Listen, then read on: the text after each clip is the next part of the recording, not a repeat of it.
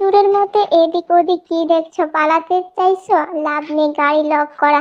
আহনাফের এই কথায় অষ্টা প্রাণ পাখি খাঁচা থেকে উড়ে যাওয়ার জোগাড়। কিন্তু লোকটা কি অন্তর্যামী, মনের কথা পড়তে পারে না? না হলে সে কি করে জানলো অষ্টা যে সত্যি সত্যি পালাতে চাইছে? পুরনো টেকনিক অবলম্বন করলো অষ্টা। ভয়ে কুচুমুচু হয়ে তোতা পাখির মতো বলল, দুঃখিত, আমি দেখিনি, সরি, সত্যি আমি খেয়াল করিনি। এই সত্যটা শব্দটা বরাবর বলবেই না তো? বিরক্ত লাগে আমার। কিছু বললেই সরি। অষ্টা অসহায়ভাবে তাকিয়ে থাকে। মানুষ ভুল করলে সরি বলবে, তা না তো কি বলবে? ঘড়ির দিকে নজর পড়তে সে তড়িঘড়ি করে বলল, আর মাত্র 5 মিনিট আছে, আমার ক্লাস হয়ে যাবে, আমি এখনই যাই। দরজা আনলক করে আহনাফ বলল, যাও। অষ্টা গাড়ি থেকে নেমে যায়। কিভাবে যেন আহনাফ ও গাড়ি থেকে নামে, কিন্তু সে তো অষ্টার নামটাই জানে না, কি বলে ডাকবে? কোনো সম্বোধন খুঁজে না পেয়ে ও, এই যে, এই মেয়ে। এক ঘুরু গভীর কণ্ঠ শুনে অর্ষা দাঁড়িয়ে পড়ে। লোকটা রাগ কমেনি।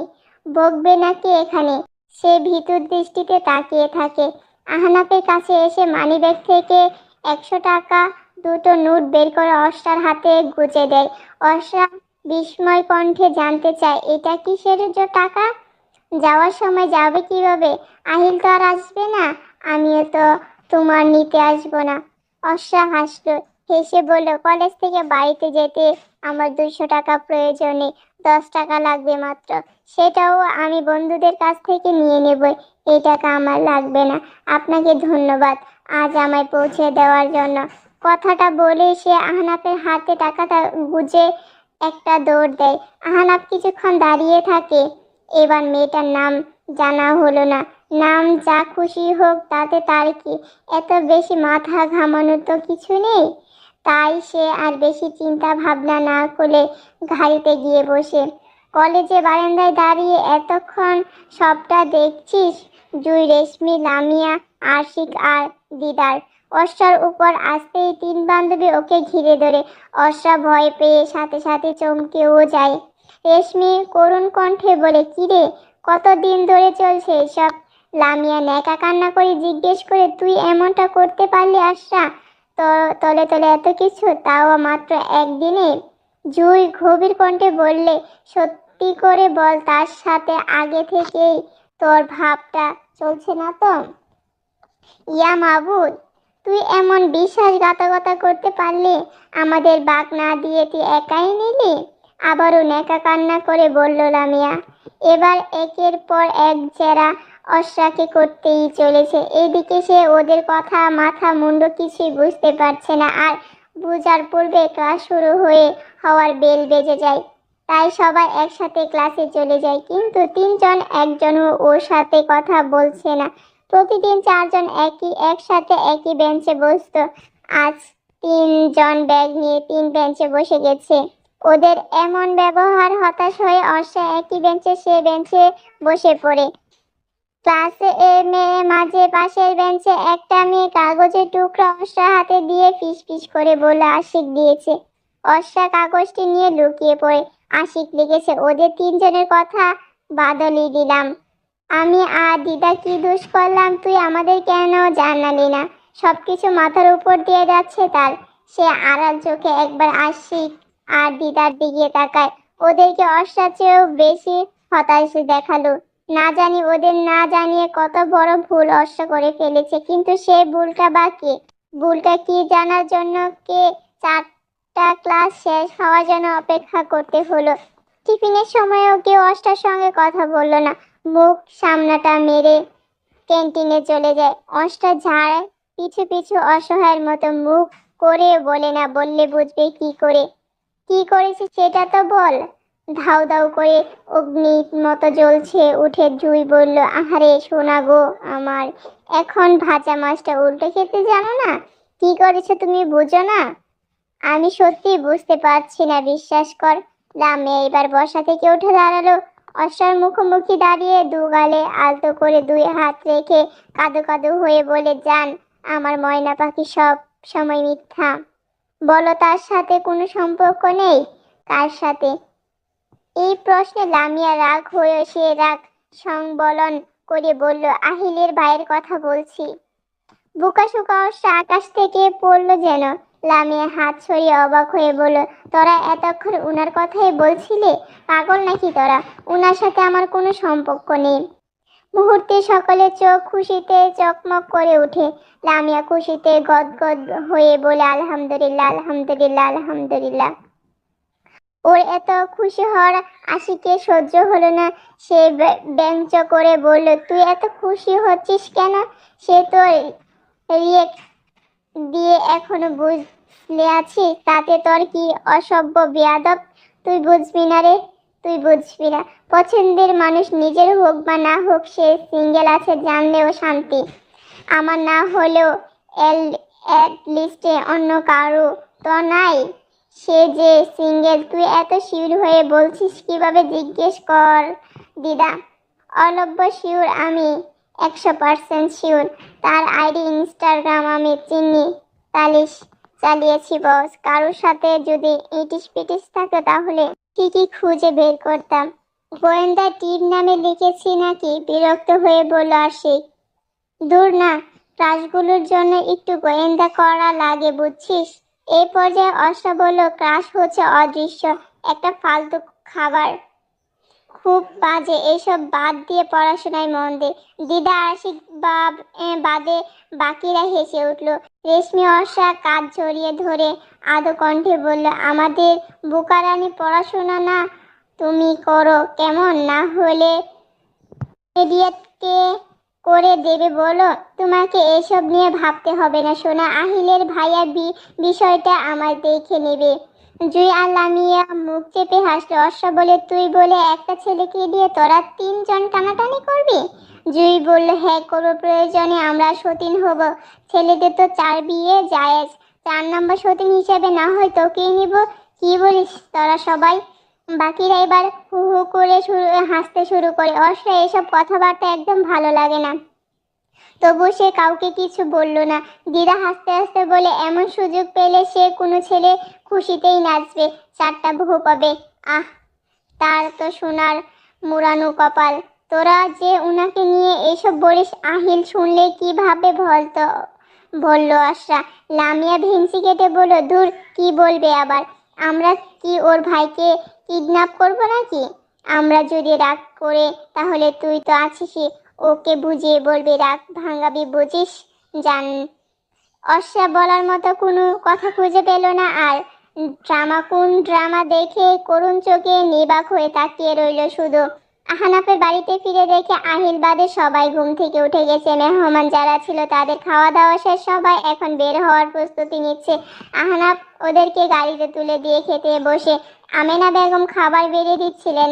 আহনাফ জিজ্ঞেস করলো, তুমি খেয়েছো? না, তোর জন্য অপেক্ষা করছিলাম। কোথায় গিয়েছিলে? একটু কাজ ছিল। তুমি বসো। আহিল ঘুম থেকে উঠেনি এখনো? না। আচ্ছা থাক, আর একটু ঘুমাক। খেতে খেতে আফরিনের নিয়ে স্মৃতিচারণ করেছিল আমেনা বেগম। আহনাফ শুধু নিশ্চুপ হয়ে শুনেছিল। এক পর্যায়ে আমেনা বেগম প্রায়ই চেঁচিমেচি বললেন, তোর কি হয়েছে বাবু? আহনাফ কিছুটা বিব্রত বোধ করে। তার বর্তমান বয়স এখন 27।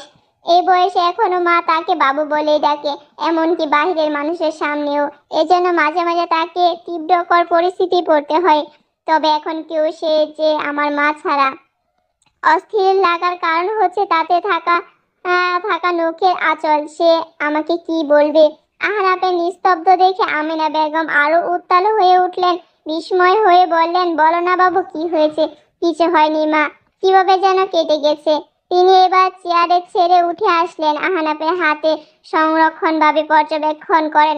আতঙ্কিত স্বরে বললেন, এটা তো খামচি মনে হচ্ছে। এইটা যে 5টা নখের দাগ স্পষ্ট। বাবু সত্যি করে বল, তোর আসল ঘটনা কি? আহনাফ পড়ে গেছে বিপাকে। সে মাকে কি বলবে? আহিলের বান্ধবী খামচে দিয়েছে। ইস, একটা মেয়ে তাকে খামচে দিয়েছে, সেটা সে মাকে কিভাবে বলবে? আর মাই কিভাবে নিবে বিষয়টা? আমেনা বেগমও কম যায় না, কিন্তু দুশ্চিন্তাতে চিত্তে এক পলকে তাকে আহনাফে মুখবয় লক্ষ্য করেছে। এক সময়ে গভীরের কণ্ঠে বলেন, বাবু তুই কি প্রেম করিস নাকি? আহনাফে নিশ্চুপ তখন খাবার খাচ্ছিল। মায়ের এখানে প্রশ্ন নাক মুখ দিয়ে খাবার বের হয়ে যাওয়ার জোগাড় এই কাশতে কাশতে শুরু করে। আমেনা বেগম দ্রুত পানি গ্লাস এগিয়ে দিয়ে আহনাফের পিঠে হাত বুলিয়ে দিতে শুরু করে। পানি পান করে আহনাফের কিছুটা দাঁত স্থর হয়, নাক মুখ গলা বুক জ্বলছে। সে তো মায়ের সাথে এত ফ্রি নয়, শুধু মা কেন কারোর সাথে এত ফ্রি নয়। সেখানে অবলিম্ব মায়ের সাথে প্রেম ভালোবাসা নিয়ে কথা বলাটা তার দিক থেকে সুমোচিত নয়। মাও তো ছাড়া বান্দা না। তিনি ফেরা বললেন, বলো না বাবু, তুই কি প্রেম করিস? আহনাফ এবার কিছুটা বিরক্ত হয়ে বলল, না মা, এখন কি আমার রিলেশন করার বয়স আছে? এভাবে বলিস কেন? আমার ছেলে কি বুড়ো হয়ে গেছে? না হোক, তবে আমার মনে হয় এখন আমার ছেলে এইসব রিলেশন করার সময় নেই। আর সঠিক সময় হলে বিয়ে করব বলেছিস তো? তিনি তিনি দক্ষিণ দৃষ্টিতে ছেলের দিকে তাকিয়ে থেকে বললেন, তাহলে কোনো মেয়ে খামচে দিয়েছে? বিরক্ত মাথায় বাচ্চা হানাফের সব রাগ দিয়ে পড়ছে ওই মেয়ের উপর। মানিজ্জত আরে কিছুই বাকি রাখলো না। সে সম্পূর্ণ খাবার না খেয়ে নিজের ঘরে চলে যায়। সেদিকে ছেলের মতিগতি মনোভাব কোনোটাই আমিনার বেগমের ঠিক বুঝতে পারছে না। কলেজ থেকে বাড়ি ফিরে জামা কাপড় পাল্টাচ্ছিল অর্ষা, তখন ঘরের দরজা টুকলো পড়ে। অর্ষার ভিতর থেকে জিজ্ঞেস করলো, কে? আমি দরজা খুলে। দরজা অপর প্রান্ত থেকে বলল, কুলসুম। অর্ষা তড়িঘড়ি করে জামা পাল্টিয়ে খুলে দেয়। কুলসুম বিরক্ত হয়ে জিজ্ঞেস করে, দরজা খুলতে এতক্ষণ সময় লাগে? কাপড় পাল্টাচ্ছিলাম ভাবি। কুলসুম কয়েক সেকেন্ডে চুপ করে থেকে বলল, তোর শাড়িটা দে। অর্ষা অবাক হয়, তার নিজের শাড়ি তো দূরের থাক, বাড়িতে পরার জন্য 3 সেট 3 পিস ছাড়া আর কোনো জামাই কাপড়ই নেই। উঠিয়ে রাখার মতো রয়েছে একটা বোরকা আর দুটো ভালো জামার সেট। ভাবি তাহলে শাড়ি চাচ্ছে কিভাবে? অর্ষাকে নির্বাক নির্দর দেখে কুলসুম ধমক দিয়ে বলল, দাঁড়িয়ে আছিস কেন? চুপচাপ শাড়িটা দে। কোন শাড়ি বাবে? তোমার তো আমার তো কোনো শাড়ি নেই। গতকাল রাতে যে শাড়িটা পরে এসেছে সেটা আমায় এখন দিয়ে দিবি। আমার শাড়িটা তো ছিঁড়ে ফেলেছিস পুরোমুখী। অর্ষা মন খারাপ হয় ভীষণ। ভাবি শাড়িটা যখন চেয়েছে তখন সে নিশ্চয়ই দিবে, কিন্তু এখন ভালোভাবে কি চাওয়া যায়নি? মা মারা যাওয়ার আগে তার সঙ্গে ভাবির সম্পর্ক ছিল আপন বোনের মতো। কেউ বুঝতো না তারা ভাবি ও ননদ। আর মা মরার পর সঙ্গে সঙ্গে ভাবে আমূল্য পরিবর্তন চলে আসে। বুক চড়িয়ে তার দীর্ঘশ্বাস বেরিয়ে যায়। মা বাবা রেখে যাওয়া পুরনো আমলে আলমারি থেকে তার শাড়িটা বের করে আনে। কুলসুম শাড়িটা প্রায় ছিনিয়ে নিল। যাওয়ার আগে বলে গেল, আমি বাবুকে নিয়ে ডাক্তারের কাছে যাচ্ছি, ঘরে খাওয়া দাওয়া কিছুই নেই, রান্না করে রাখিস।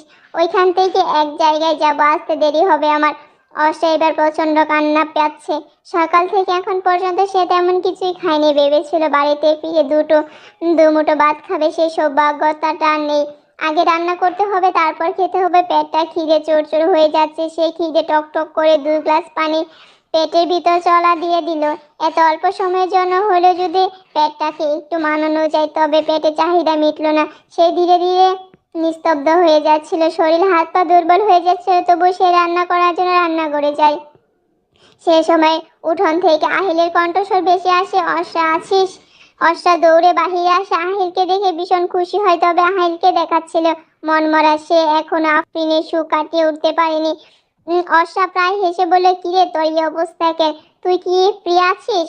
আমার কিছু ভালো লাগছে না, চল একটু বাহির থেকে আসি। সে প্রত্যাখ্যান করতেও পারল না, বলল, 5 মিনিট বস, আমি বোরকা পরে আসছি। বারান্দা থেকে একটা চেয়ার উঠানে দিয়ে সে আবার ঘরে চলে যায়। আহিল মনমরা হয়ে চেয়ারে বসে থাকে। আকাশে ভীষণ মেঘ করছে। সন্ধ্যা অন্ধকার হয়ে আকাশে ঘন কালো মেঘ মিলেমিশে একাকার হয়ে গিয়েছে। একটু বদলে ঝুমঝুম বৃষ্টি নামবে। কিয়া বসে থেকে ছুটি নিয়েছে। বৃষ্টি একবার অসম্ভব হলেও গাড়ি পাওয়া মুশকিল। বাড়ি ফিরতেও সমস্যা হবে। কিয়া বাড়ি ফেরার জন্য সবকিছু গুছাগুছি করছে। তখন শোরুম মালিক এসে জিজ্ঞেস করে, রেডি হয়ে গেছ? কিয়া মুচকি এসে বলল, জি বস, একটু পরেই যাব। একটা কাস্টমার এসে দেখো সে কি নেবে। কিয়া অনিস্থরে বলল, জি আচ্ছা। তার কাজে তো এটাই। সেখানে ইচ্ছা আর অনিচ্ছা কি আছে? সে কসমেটিক সাইডে যায়। এক সুদর্শন ছেলে ফোনে কারোর সাথে কথা বলছে। কিয়া শুধু এতটুকুই শুনলো, চিন্তা করিস না, তো দেওয়ার জন্য লিস্ট দেখিয়ে সব নেবে। হ্যাঁ ঠিক আছে। কথা শেষ হওয়ার পর্যন্ত অপেক্ষা করছিল কিয়া। ফোন রাখতে সে সুমিষ্টি হাসি প্রদর্শন করে বলল, কি নিবেন স্যার? আহনাফের পিছনে ফিরে কিয়াকে দেখে চমকে যায় সে। সাথে সাথে মনে মনে একটু খুশি হয়। সেদিক আশরাকে বাঁচানোর জন্য অকারণে মেয়েটিকে তার ভালোই লাগে। সে মৃদু হেসে ফোন থেকে লিস্ট বের করে বলল, লিস্টে সবকিছু। টিয়া লিস্ট থেকে একে একে সবকিছু বের করছিল। এত মাঝে বৃষ্টি শুরু হয়ে যায়। সবকিছু বের করা শেষ হলে কৌতূহলবশত টিয়া জিজ্ঞেস করে, এত কিছু কার জন্য? আমার বোনের জন্য। টিয়া হেসে বলল, লাকি লাস্ট প্রদত্ত। আহনাফ একটু হাসলো। সব কসমেটিক প্যাক করে টিয়া বলল, পেমেন্টটা সামনে করে দিন স্যার। ইউ মোস্ট ওয়েলকাম, আবার আসবেন ইনশাল্লাহ। আহানাবি কাস্টমার সেন্টারে যাওয়ার পর কিয়া বসকে বলে সব থেকে বেরিয়ে যায়। তবে লাভ কিছুই হয় নাই। বাহিরে একটা গাড়িও নেই। সে ছাতা নিয়ে অসহায় দৃষ্টিতে গাড়ির জন্য তোরকুর মতো দাঁড়িয়ে রয়েছে। আহনাফের পেমেন্ট করে বের হয়ে কিয়াকে দাঁড়িয়ে থাকতে দেখে জিজ্ঞেস করলো, যায়নি এখনো? কিয়া চিন্তিত স্বরে বলল, গাড়ি পাচ্ছি না। আহনাফ দুটানা পড়ে তাকিয়ে রইল। সে তো কিয়াকে তেমন ভাবে চেনেও না, আর কেউ তাকে চিনে না। সম্পূর্ণ অপরিচিত হয়ে লিফট দেওয়ার প্রস্তাব দেওয়া কি ঠিক হবে? যদি বিষয়টা অন্যভাবে নেয় দেন মনে করে অবশেষে সে বলে ফেলল, আপনি চাইলে আমি আপনাকে বাড়িতে ড্রপ করে দিতে পারি। কিয়া সন্দেহবাচক দৃষ্টিতে তাকায়। বিশ্বাস করবে কি করবে না ভাবছে। কিয়ার চোখে ভাষা বুঝতে পেরে আহনাফ বলল, আমার কোনো না কোনো ভাবে কিন্তু পরিচিত। কিয়া ভারী অবাক হয়ে তাকায়। জিজ্ঞেস করে, কিভাবে? আহিল নামে কাউকে চিনেন? হ্যাঁ অবশ্যই, অশ্রার ক্লাসমেট। আহনাফ মনে মনে বলে, ও আচ্ছা, মেয়েটার নাম তাহলে অশ্রা, কিন্তু মুখে বলো আমি আহিলের বড় ভাই।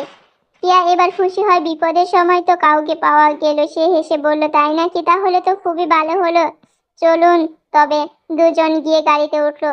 ইন্টারভার্ট হওয়ার ধারণ। আহনাফ বারবার মতো চুপ থাকে। অন্যদিকে ক্লান্ত থাকার কারণে কিয়া চুপচাপ হয়ে বসে থাকে। বাড়ির সামনে গিয়ে কিয়া বলে, ভিতরে আসুন, চা খেয়ে যান। আজ নয় অন্যদিন, শিওর ইনশাল্লাহ। কিয়া হেসে বলল, ঠিক আছে। তারপর ছাতা নিয়ে গাড়ি থেকে বের হয়। আহনাফ জানালার কাজ জানায়। কিয়া বাড়ির মূল ফটকের সামনে গিয়ে কিয়া স্তম্ভন হয়ে যায়। আহনাফকে সেই দিক তাকিয়ে অবাক হয়ে যায়।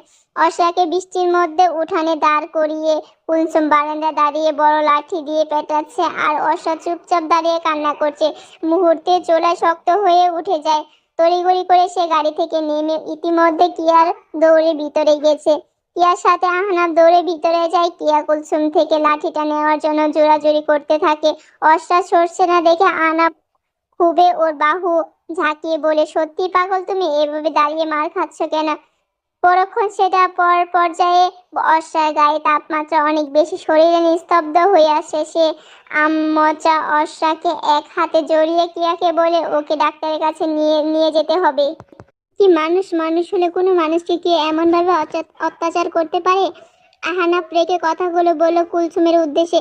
কুলসুম এতক্ষণ কিয়ার সাথে ধাক্কাধাক্কি করছিল। আহনাফের কথা শুনে তেলে বাগুনে জ্বলে উঠল। আপনি কি? আপনার সাহস হয় কিভাবে আমার বাসায় এসে আমাকে কথা শোনানোর? আমার সাহস সম্পর্কে আপনার কোনো ধারণাই নেই। আমি যে আর কি করতে পারি আর পারবো সেটা আপনি কল্পনা করতে পারছেন না। হুমকি দিচ্ছেন? হ্যাঁ দিচ্ছি। কিয়া এবার আহনাফের কাছে এসে বলে, প্লিজ এখানে অযথা তর্ক করে সময় নষ্ট করবে না। ওকে ডাক্তারের কাছে নিয়ে চলুন। আহনাফ তাই করলো। অশ্রাকে পাজা কালু করে ঘাইতের কাছে যায়। কিয়া যাওয়ার আগে পূর্বে কুলসুমের ওর হাত খুব করে ধরে ফেলে বলল, এ অসভ্য ছেলেটাকে, ওর সাথে তোর কিসের সম্পর্ক? কিয়া বিরক্ত হয়ে বলল, না জেনে কারো কথা বলবে না তো আপু, তার সাথে আমার কোনো সম্পর্ক নেই, হাত ছাড়ো। কুলসুম হাত ছাড়েন না। চোখ রাঙিয়ে বলে, তুই এক পাও বাড়ি থেকে বের হতে পারবি না। চুপচাপ ঘরে যা। তোর মধ্যে মনুষ্যত্ব না থাকতে পারে আপু, কিন্তু আমার মধ্যে আছে। বলে জোর করে হাত ছাড়িয়ে নিয়ে কিয়াকে গাড়িতে উঠে বসে। এমনিতে কোনো ফার্মেসিতে না নিয়ে অশ্রাকে হাসপাতালে নিয়ে যায় আহনাফ। এখানে ওর পরিচিত ডাক্তার রয়েছে। অশ্রাকে বেডে শুয়ে দিয়ে সে নার্সকে বলে, ওর গায়ে কাপড় ভেজা জামা কাপড়গুলো পাল্টে হাসপাতালে পোশাক পরিয়ে দিন। জি আচ্ছা, বলল নার্স। আহনাফ গেল ডাক্তারের কাছে, আর কিয়া বাহিরে বসে অপেক্ষা করতে লাগলো।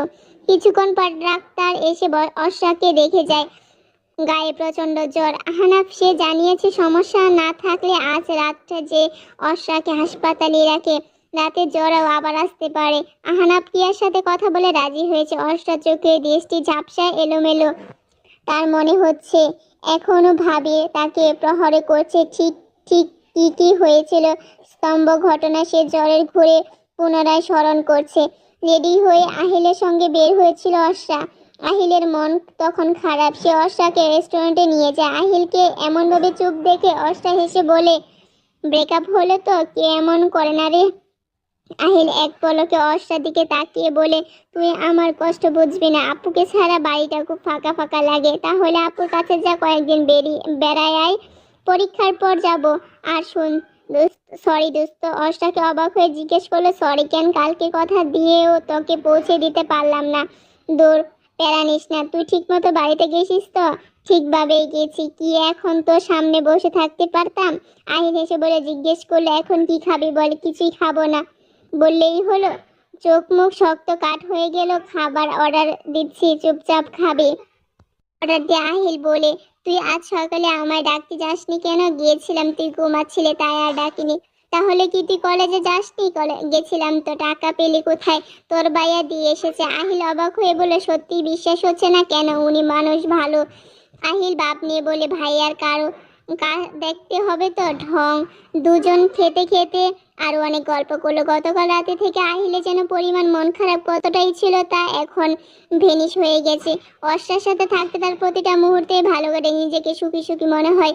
ভাগ্যিস অর্ষাকে সে বন্ধু হিসেবে পেয়েছে। খাওয়া দাওয়া শেষে অর্ষাকে বাড়ির সামনে নামিয়ে দিয়ে আহিল নিজের বাসায় চলে যায়। অর্ষা আগে কুলসুম বাড়িতে চলে এসে অর্ষা ভেবেছিল বাবি ফিরতে ভূত রাত হবে, কিন্তু সন্ধ্যার আগে বাবি ফিরেছে। আহিলে তখন ভীষণ ম্যাগ। তারপর যে অন্ধকার দেখাচ্ছিল ভাবির মুখ। সে শীতল কণ্ঠে জিজ্ঞেস করলো, কোথায় গিয়েছিলে? অর্ষা ভয়ে ভয়ে বলে, একটু বাহিরে গিয়েছিলাম। ভাবি বাসা থেকে উঠে আসে। চোখের পলকে চরম বসায় অর্ষার গালে। হিড়চিড় করে টানতে টানতে উঠানে নিয়ে আসে। বৃষ্টির মধ্যে ধার করিয়ে লাঠি দিয়ে এলোপাথারি মারতে শুরু করে। 2 বছরের তিয়াস কাঁদতে কাঁদতে ঘর থেকে বেরিয়ে এসেছে। মায়ের আঁচল ধরে কাঁদতে কাঁদতে বলেছিল, ফুপিতে মেলো না মা, কুপি ব্যথা পাবে, ফুপি কষ্ট পাবে। তিয়াসের কথাও সে কুলসুম কর্ণকুহন অবধি পৌঁছালো না। তিয়াসকে তার নজরে এলো যখন তিয়াস বৃষ্টির মধ্যে উঠানে নেমে অর্ষার পায়ে ধরে কাঁদছিল। কুলসুম রাগ বেড়ে যায়। তিয়াসকে কুলে নিয়ে ঘরে আটকে রেখে আবারও সে অর্ষাকে মারতে শুরু করে আর বলে, তোকে বলেছিলাম রান্না করতে, তুই রান্না না করে বাহিরে ঘুরে বেড়াস। এখন আমি খাবো কি বল? আর কত জ্বালাবি তুই আমায়? বাবির কথা অর্ষা কোনো যাচ্ছিল না। তার কানে বৃষ্টি ঝমঝম শব্দের সঙ্গে তিয়াসের চিৎকার করা শব্দ বেশি এসেছিল। সে অনুরোধ বিনিময় করে ভাবিকে বলেছিল, তিয়াসকে আগে থামাও, ভাবি এক ঘরে ভয় পাচ্ছে। কুলসুমের নির্যাতন কমে না। সে কাট কাট গলায় বলে, আমার ছেলেকে নিয়ে তোর এত ভাবতে হবে না, অলক্ষী কোথাকার। তিয়াসে কান্নার শব্দ ফেরা শুনতে অষ্টা চেতন হয়ে আসে। সে চিৎকার করে উঠে, মাথা ব্যথা যন্ত্রণা হচ্ছে খুব। নার্স ওর মাথা হাত বুলিয়ে দিলে উঠে বলল না, শুয়ে থাকুন। ধীরে ধীরে অষ্টা পুনরায় ঘুমিয়ে তলিয়ে যায়। হাসপাতালে বিল মিটিয়ে আহনাফ কিয়ার পাশে এসে দূরত্ব বজায় রেখে বসে। কিয়া তখন কপালে হাত রেখে চোখ বন্ধ করেছিল। আহনাফ কেশে গলা পরিষ্কার করে বলল, শুনছেন? কিয়া চমকে তাকায়। তার চোখে দৃষ্টি ঘুলেটে, চোখ দুটো লাল হয়ে আছে। ঝরানো গলায় বলল, বলুন। আপনাকে ভীষণ ক্লান্ত লাগছে? ঘুম পেয়েছে? না, চোখ লেগে গিয়েছিল একটু। কফি খাবেন? খাওয়া যায়।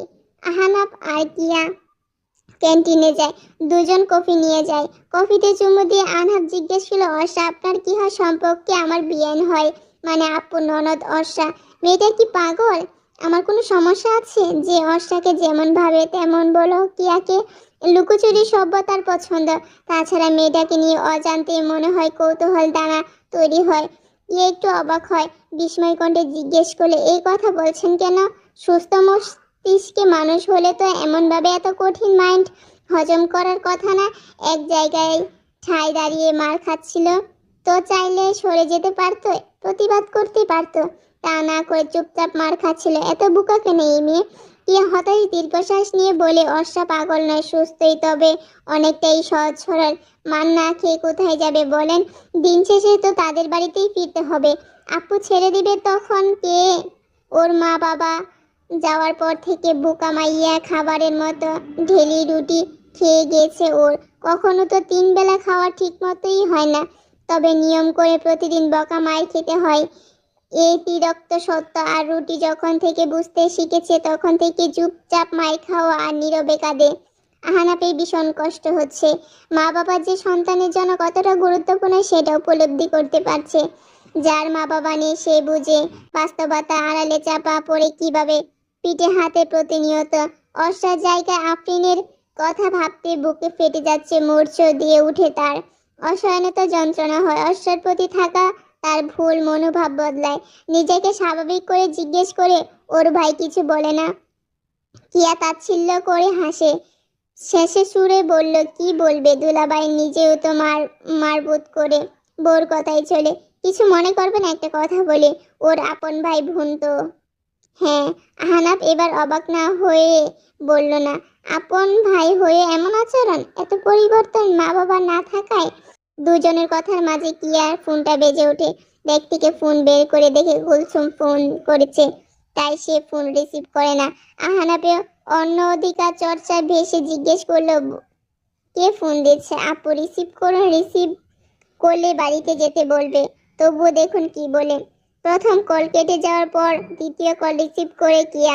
কুলসুম বলে, তোর কোনো কথা শুনতে চাই না, তুই এখনই বাসায় আসবি? পরে আসবো। আমি এখন আসতে বলছি কিয়া। কিয়া রাগে ফোন কেটে দিল। আহনাফ বলল, আপনি বরং বাড়িতে চলে যান। অসম্ভব, অর্ষাকে রেখে আমি যাব না। আপনার চোখ দেখে মনে হচ্ছে আপনি ক্লান্ত, চোখে অজস্র ঘুম, আপনার বিশ্রাম নেওয়া প্রয়োজন। অষ্টার জন্য নার্স আসছে, আর প্রয়োজনে আমি থাকবো। আপনি বাসায় যান। কিয়া প্রথম হরণ করলে, পরবর্তী আহনাফে জোরাজুরির কাছে হার মানে। সত্যি বলতে আসলে অনেক ক্লান্ত। ঘুমের জন্য চোখ মেলতে থাকতে সমস্যা হচ্ছে ও কষ্ট হচ্ছে। আহনাফ বলল, বাড়িতে পৌঁছিয়ে দিয়ে আসবো? না, বৃষ্টি তো নেই, একাই যেতে পারবো। আপনি কিন্তু প্লিজ রাতে হাসপাতালে থাকবেন, আর কোনো সমস্যা হলে অবশ্যই আমাকে ফোন করবেন। অবশ্যই, আপনি চিন্তা করবেন না। অর্ষাকে একবার দেখে কিয়া বাড়িতে ফিরে আসে ভীমর মুখে। বোনের দিকে ফিরেও তাকায় না। এত অবশ্যই কুলসুমে কিছু যায় আসে না। সে কিয়াকে শাসিয়ে বলল, তোর দুলাভাই বাসায় আসলে কে ওকে কিছু বলবে না। অর্ষা কথায় জিজ্ঞেস করলে বলবে খেয়ে ঘুমিয়ে পড়ছে। কিয়া ঘৃণা দৃষ্টিতে তাকায়। কুলসুম সে দৃষ্টিতে উপলক্ষ করে কঠোর হয়ে বলল, যা বললাম তা মনে যাতে থাকে। কিয়া চলে যাওয়ার পর আহনাফ ভাবে কি করবে। কেবিনে যাবে নাকি বাইরে বসে থাকবে? তার আগে পরনে ভেজা জামা কাপড় বদলানো দরকার। গাড়িতে এক সেট টি শার্ট আর ট্রাউজার থাকার কথা, থাকলে তো ভালোই, নতুবা সারা রাত এই ভেজা কাপড়ে থাকতে হবে। সে গাড়িতে খুঁজে টি শার্ট আর ট্রাউজার পেয়ে যায়। ভাগ্য ভালো ছিল বলা যায়। গাড়িতে বসে জামা কাপড় পাল্টে আবার ফিরে আসে। ওয়েটিং রুমে বসে ফেসবুক নিউজ ফোন স্ক্রল করে চুপচাপ। বেশ কিছুক্ষণ ওয়েটিং রুমে বসে থাকা, এবার সে কেবিনে যায়। অর্ষা ঘুমিয়ে রয়েছে, নার্স এখন নেই। সে একা একা কি করবে বুঝতে পারছে না। সংরক্ষণ মনে হলো ছোট থেকে বই পড়া হওয়া সুবাদে গাড়িতেও সে বই রাখে। আজ রাতটা না হয় বই পড়তে পড়তে কাটিয়ে দেবে। সে বাহিরে যায় বই আনতে। তখন আমেনা বেগম ফোন আসে। সে গাড়ির থেকে বই নিয়ে ফেরার পথে মাকে কল ব্যাক করে। আমেনা বেগম অস্থির হয়ে বললেন, কত রাত হয়েছে বাবু, তুই বাড়ি ফিরবি কখন? আজ অস্থিরতা ফিল করার বদলে হাসলো আহনাফ, বলল, আজ বাড়িতে ফিরবো না মা। কেন, কোথায় আছিস তুই? সে মাকে সত্যিটা বলল না, হাসপাতাল আছে বলে হাজারটা প্রশ্ন করবে। তুই বল, এক বন্ধুর বাসা। হঠাৎ তোর বন্ধুর বাসায় কি? আগে তো বলিসনি। আগে ভাবিনি যে রাতে থাকবো। এটা কেমন কথা? তুই বলেছিস আফরিনের জন্য কসমেটিক কিনতে যাবি, এখন বলছিস বন্ধুদের বাসায়। ঘটনা কি বাবু, সত্যি করে বল, তুই লুকিয়ে প্রেম করছিস না তো? আহনাফ শব্দ করে হেসে বলল, তুমি কি পাগল হয়ে গেছো মা? তোমাকে না বললাম এখন আর আমার প্রেম করার বয়স নেই। কাল সকালে আফরিনের কসমেটিক দিয়ে তারপর বাড়ি ফিরবো, তুমি খেয়ে নিও। রাখছি এখন আমি। কেবিনের সামনে এসে কল কেটে আহনাফ ভিতরে এসে দেখে অর্ষা ঘুমের ঘোরে কাঁদছে আর আবুল তাবুল কিছু বলছে। সে ফোন কেটে রেখে ব্যস্ত হয়ে এগিয়ে যায়। অর্ষার মুখে কানে কাজ দিয়ে শোনার চেষ্টা করে কি বলছে, তবে কথাগুলো ঝরানো এবং স্পষ্ট হওয়া কিছুটাই বুঝতে পারছে না। কপালে হাত দিয়ে দেখে জ্বর আরো বেড়েছে। ডাক্তার খবর দিয়ে আনে তখন। ডাক্তার নার্সকে বলে ঘুম থেকে উঠিয়ে কিছু খাইয়ে ওষুধ খাইয়ে দিতে। আহানাফ এক কিনারে চুপচাপ বসে থাকে। নার্স জোর করে অল্প একটু খাবার খেয়ে ওষুধ খেয়ে দেন। তারপর অষ্টা আবার ঘুমিয়ে পড়ে। নার্স চলে যাওয়ার পর চেয়ারে নিয়ে অষ্টার মাথার কাছে বসে আহানাফ কিছুক্ষণ মুখ দিয়ে তাকিয়ে দেখে বই পড়ার মন দেয়। অর্ষা হাত কাঁপছিল, সে আর চোখে খেয়াল করে শুধু হাত নয় শরীরই কাঁপছে। সে অর্ষার বাম হাতটা আলতো করে ধরতে অর্ষা হাত চেপে ধরে শক্ত করে। আহানাফ নার্সকে ডেকে বলে আরো কম্বল আনিয়ে আরো গায়ে দিতে হবে। নার্স এসে কম্বল দিয়ে যায়। অর্ষা হাতে মুঠোয় তখন আহানাফের হাত। অর্ষা ঝরে ঘুরে কাঁদতে কাঁদতে বাবা মা বলে কাঁদছে। আহানাফে বুক চিরে দীর্ঘশ্বাস বেরিয়ে আসে। মেয়েটার জন্য তার মনে মায়া সঞ্চয় হতে শুরু করে ধীরে ধীরে।